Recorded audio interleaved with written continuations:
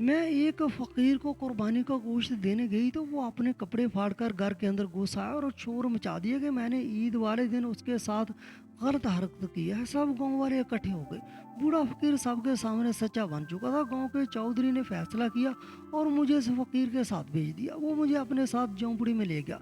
मैंने उससे ये सब करने की वजह पूछी तो कहने लगा 20 दिन बाद बताऊंगा।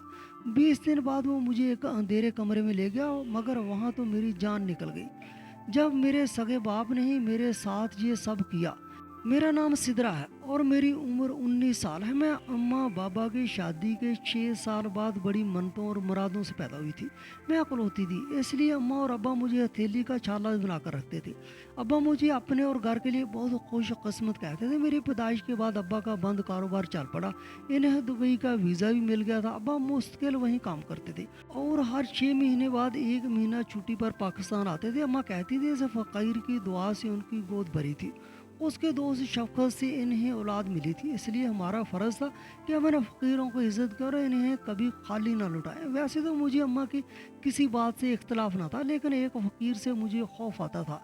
उस बूढ़े फ़कीर के आने का एक मखसूस वक्त था, दोपहर, जब सूरज अरूज पर होता और सब लोग गर्मी से घबरा कर घरों में आराम कर रहे होते, तो तब ये फ़कीर आता। भीख मांगने वालों का वक्त वे वक्त आना कोई गैर मामूली बात न थी, लेकिन मेरे दिल में एक वहम बैठ गया था। मैं खौफजदा रहती, मुझे लगता था इस फ़कीर की वजह से कोई बड़ी मुसीबत आने वाली है। शायद मेरी शटी ऐसे मुझे खबरदार कर रही थी। मेरी अम्मा हमेशा मेरे हाथ से सदका और खैरात करवाती थी ताकि मेरी ज़िंदगी में बरकत रहे, लेकिन मुझे लगता था इस फ़कीर की वजह से मेरे साथ कुछ बहुत बुरा होगा। उसकी नज़रें और अंदाज मुझे बहुत बुरा लगता था। मेरा गाँव बहुत कदीम था, जहाँ के रस्म रवाज और फैसले भी पुराने थे। हर मसले का फैसला पंचायत में होता था और चौधरी का फैसला आखिरी होता था। उसके खिलाफ कोई बोल नहीं सकता था। तालीम का भी ज़्यादा रवाज न था, ना लड़के ज़्यादा पढ़े लिखे थे ना लड़कियाँ। मैंने सिर्फ कुरान शरीफ पढ़ा था और एक हमसाई से थोड़ी बहुत उर्दू सीख ली थी, मगर मेरी शटी हिस्स बहुत तेज़ थी और मुझे बार बार खबरदार कर रही थी। आखिर एक दिन वही हुआ जिसका डर था। वो ईद उल अज़हा का दिन था। लोग नमाज पढ़कर घरों को लौट रहे थे। अब्बा कुर्बानी का गोश्त बनवा रहे थे। इतने में वही फ़कीर दरवाजे पर आया और ज़ोर ज़ोर से आवाज़ देने लगा। ना चाहते हुए भी मैं गोश्त देने गई। जैसे ही मैंने दरवाजे से हाथ बाहर निकाला, उसने मेरा हाथ पकड़ लिया। मैंने छुड़ाने की कोशिश की, मगर उसकी गिरफ्त मजबूत थी। फिर वो अचानक ज़ोर ज़ोर से चिल्लाने लगा। लोग जमा हो गए। उसने अपनी कमीज़ फाड़ ली और रोने लगा। देखो लोगों, ये लड़की मुझे गुनाह की दावत दे रही है, उसके साथ गलत हरकत कर रही है। लोग बगैर कोई सुने मुझे बुरा भला कहने लगे और बात चौधरी तक पहुंच गई। पंचायत बैठी, मैंने सच बताने की कोशिश की, मगर किसी ने मेरी बात न सुनी। सब ने फकीर को सच्चा मान लिया और मुझे उसी के साथ भेज दिया। अब मेरा गांव और मेरे अम्मा अब्बा से कोई ताल्लुक नहीं था। मेरे लिए अब वो फकीर ही सब कुछ बन चुका था और मुझे बाकी ज़िंदगी उसी के साथ गुजारनी थी। पंचायत के इस फैसले ने मेरे सर पर आसमान गिरा दिया था। मेरी माँ शोर मचाती रही कि बेटी बेकसूर है, मगर किसी ने उसकी एक ना सुनी, जबकि मेरा बाप मुझे कसूरवार समझ रहा था। अब मेरे पास कोई बचाव का रास्ता नहीं था। मैं अपनी बेगुनाही साबित नहीं कर सकती थी, इसलिए चुपचाप उस वकील के साथ चल पड़ी। वो वकील मुझे एक झोंपड़ी में ले गया। वहाँ की हालत देखकर मेरी हालत ज़्यादा काबिल रहम हो गई।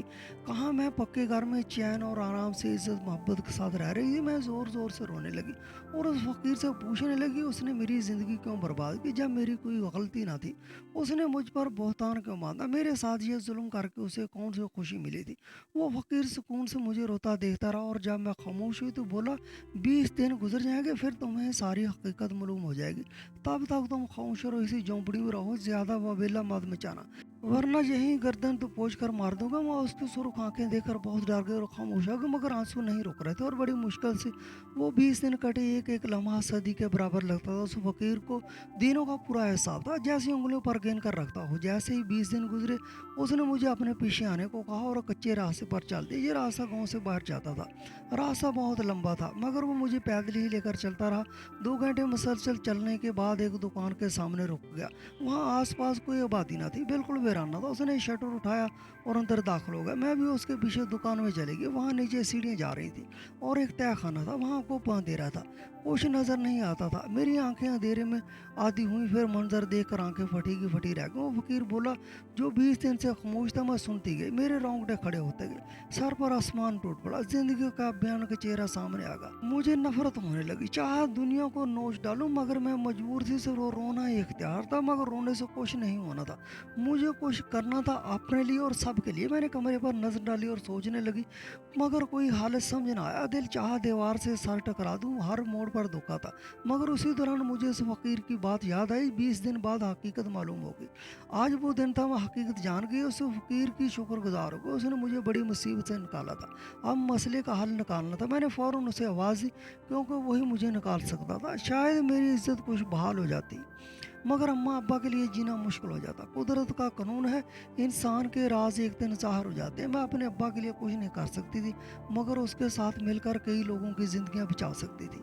मैंने यही फैसला किया। वो मुस्कुराया और बोला, तुम्हें यहाँ तक लाने का मकसद पूरा हो गया। अब मुझे तुम्हें बर्बाद करने का अफसोस नहीं। ये कहकर वो उठा और सब लड़कियों को आवाज़ दी जो तय खाना में मौजूद थी। फिर हम सब लड़कियां उसके पीछे बाहर निकली और गांव की तरफ चल पड़ी। वो तेज़ी से चल रहा था।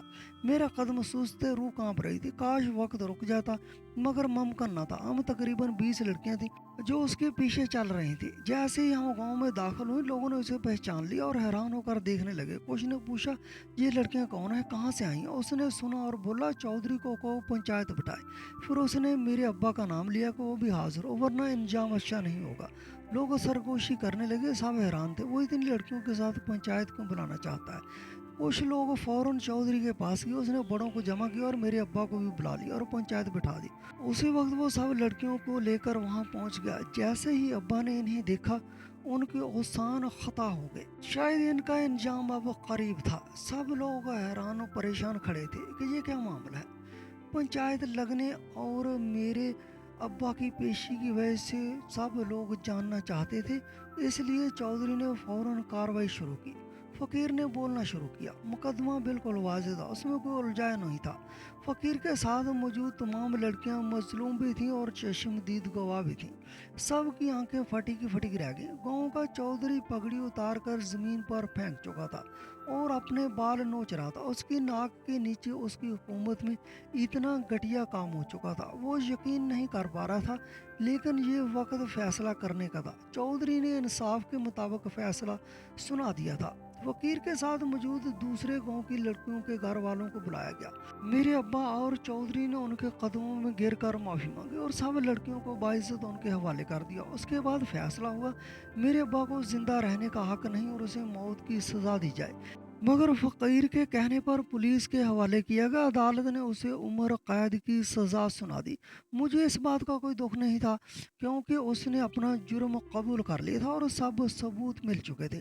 मेरी माँ बहुत बेहाल थी। जिस शख्स को इज्जत दी वही जिल्लत का सबब निकला। गांव के लोग समझते थे कि मेरे अब्बा दुबई में मेहनत करते हैं, मगर हकीकत कुछ और थी। वो एक जुराइम पेशा गिरोह का हिस्सा थे जो औरतों और बच्चों को अगवा करता था और इन्हें गलत कामों में इस्तेमाल करता था और बाद में मुख्तलिफ शहरों में बेच देता था। कुछ औरतें कोठों पर बेच दी जाती थीं और कुछ को बकारी बना दिया जाता था। और वो बूढ़ा फकीर असल में खुफिया पुलिस का अफसर था जो इस गिरोह की जासूसी कर रहा था, जिसमें मेरा बाप भी शामिल था। वो गलत तरीकों से पैसा कमाते थे। अफसर ने कई लड़कियों को बाजियाब करके दुकान के तय खाने में रखा था। अब सिर्फ बड़ा सरगुना पकड़ना बाकी था ताकि पूरा नेटवर्क सामने आ जाए। उसी दौरान उसे मेरे अब्बा के बारे में पता चला, मगर असल ठिकाना मालूम ना हो सका। मेरे अब्बा ने सब कुछ चालाकी से छुपा रखा था।